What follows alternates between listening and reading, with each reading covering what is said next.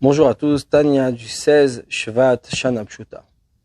En effet, jusqu'à présent, l'Admorazak en a parlé à comment par une faute on peut s'éloigner complètement de la divinité. Et on ne se rend pas compte comment d'ailleurs on s'éloigne de la divinité. Et que même la klipa, l'impureté elle-même, quand elle fait le contraire de la volonté divine, parce que c'est sa mission, alors que l'homme, c'est pas notre mission. Et il continue. Et ça, que pikoach nefesh, c'est quand il y a un danger de mort, pour repousse toutes les avérotes, toutes les transgressions, et aussi ce qu'il doit transgresser, ne pas être tué. C'est-à-dire que dans chaque avéra, dans chaque transgression, c'est comme Avodazara, c'est comme l'idolâtrie, puisque Moazak vient de nous expliquer qu'en faisant une avéra, en transgressant la volonté divine, je suis comme idolâtre, je me sépare complètement de la divinité. À ce moment, pourquoi il y a une différence entre Avodazara, l'idolâtrie, et les autres avérotes? Pikoach nefesh, quand il y a un danger de mort, repousse toutes les avérotes. Sauf 3, Avodazara, l'idolâtrie, Gilou Yarayot, l'adultère, et Shvichut Damim, verser du sang, tuer. Donc pourquoi faire ces différences? Puisque dans toutes les transgressions de la Torah, il y a d'une certaine manière l'idolâtrie.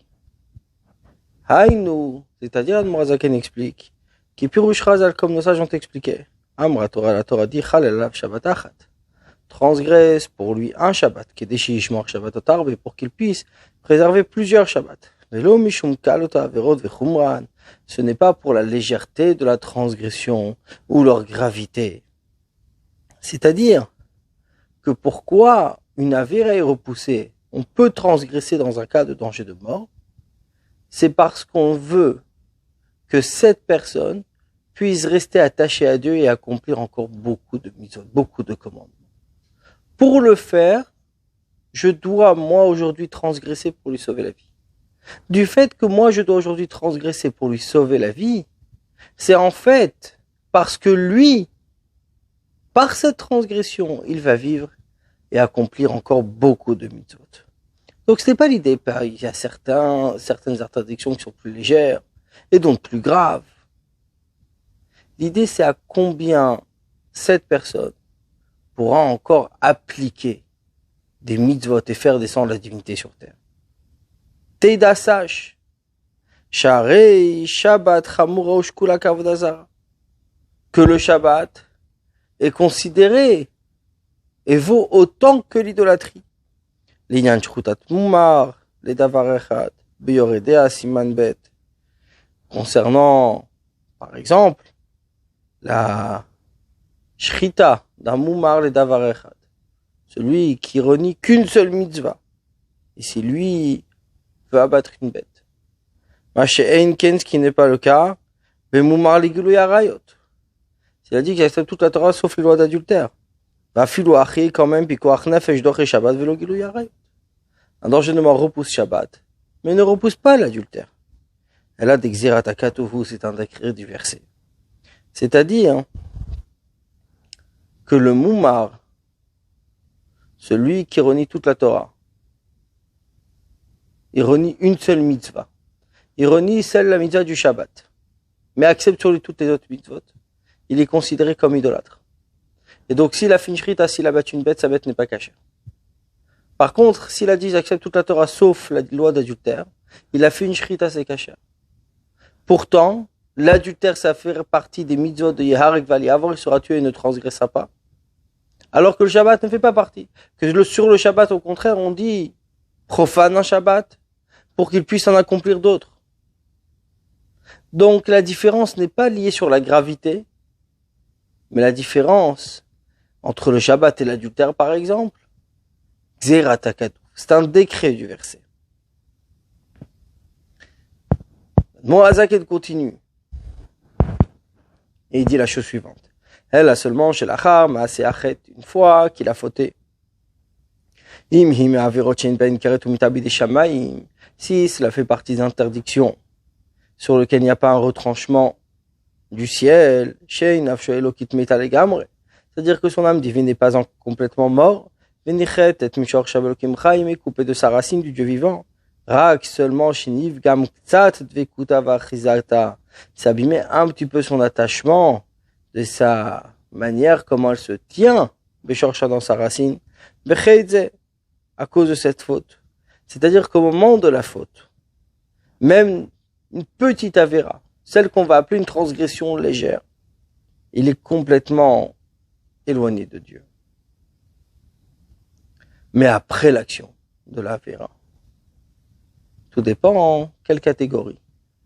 Si c'est une transgression sur laquelle ils ont appelé karet, karet veut dire le retranchement divin, tabé des shamaim, une mort du ciel, ça veut dire que son âme est complètement détachée de Dieu. Si elle est complètement détachée de Dieu, là, évidemment, la faute est grave. Mais ça, c'est pas la faute, c'est pas différent de la faute, c'est l'effet. Par contre, s'il n'y a pas ce karet, ce retranchement, juste à sa racine, la neshama, elle est abîmée.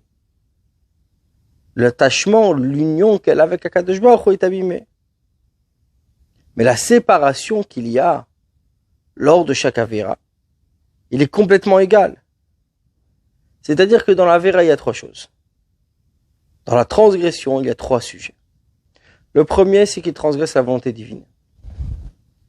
Et là, il n'y a pas de différence entre une petite avéra, une grande avéra. À partir du moment où il se sépare de la divinité, il exprime ici le fait qu'il n'est pas annulé à Dieu. Donc c'est comme l'Avodazara, c'est comme l'idolâtrie.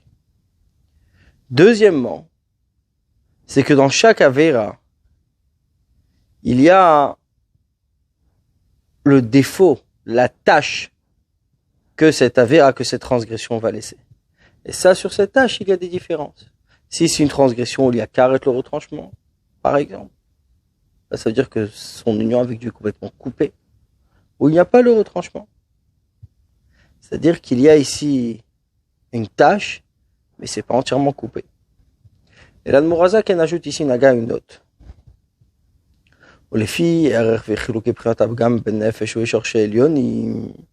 Et par rapport à la différence de niveau de la tâche qu'il y a dans l'âme et dans sa racine supérieure, c'est également la différence pour le nettoyage, et chez la punition, si c'est en enfer, dans ce monde-là. Chaque faute a sa punition particulière. Les marek afin de nettoyer, ou les havira, et d'enlever la saleté. C'est-à-dire que la tâche que la neshama fait, elle est différente. Mais la séparation qu'on a avec Dieu au moment de la transgression, ça c'est la même. Donc il y a deux choses. Il y a la tâche dans l'âme elle-même, et dans sa racine qui est là aussi. Et cette tâche et ce défaut n'est pas égal partout. C'est pour ça que même la punition est différente. Parce que la punition est là pour nettoyer, pour enlever cette tâche.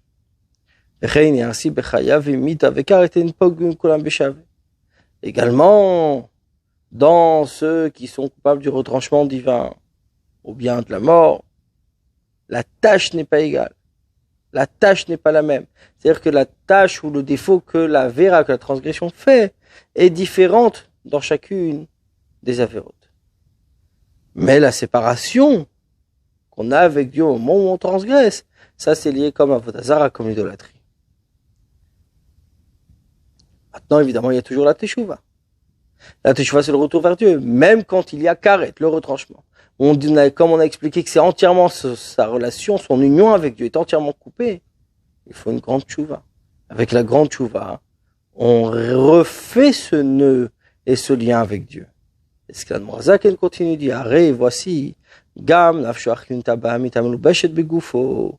C'est également son âme vitale et animale qui est habillée dans son corps. Vechein gufo et ainsi son corps. Chosrim veholim mea sitracha o klipazu s'élève de cette sitracha, de cet autre côté qui est pas celui de la gdusha. Et de cette impureté, mitkarvim le gdushat nefesh elokit.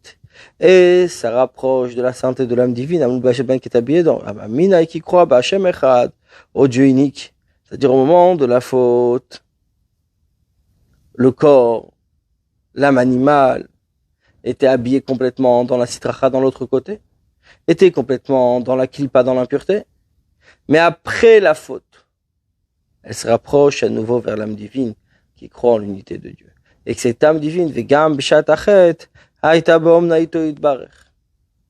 Au même moment de la faute, elle était toujours avec Dieu et toujours avec sa même foi en Dieu. C'est-à-dire que la faute vient du corps et de l'âme animale, mais l'âme divine ne s'est jamais détachée de Dieu. Rak seulement, shehaïta qu'elle était beprinat galut mamash, dans un niveau d'exil vraiment torch nefesh adba mitmisit chachara, à l'intérieur de l'âme animale qui vient de l'autre côté, qui est pas de celui de la santé, amartia et agouf qui fait fauter le corps, omeridato imabim keshol imatamata qui le fait descendre dans les profonds abîmes tout en bas, tachat tu matasitracha oklipata vodazara, sous l'impureté de la sitra achara, de l'autre côté, et de l'impureté d'Avodazara, Shemishmerinu, que Dieu nous en préserve. C'est-à-dire que même si l'âme divine reste toujours fidèle à Dieu, et même au moment de la faute, mais elle descend en exil à cause de la faute du corps et de l'âme animale. Elle descend en exil, et comme celui qui est en exil, qu'il fait pas tout ce qu'il veut, il fait pas comme il désire.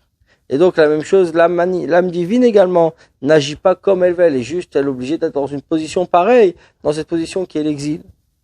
Il n'y a pas une plus grande exil de ça, migra ramachulu, qui est du plus haut des niveaux, c'est-à-dire d'être d'un niveau très haut et descendre à un niveau très bas.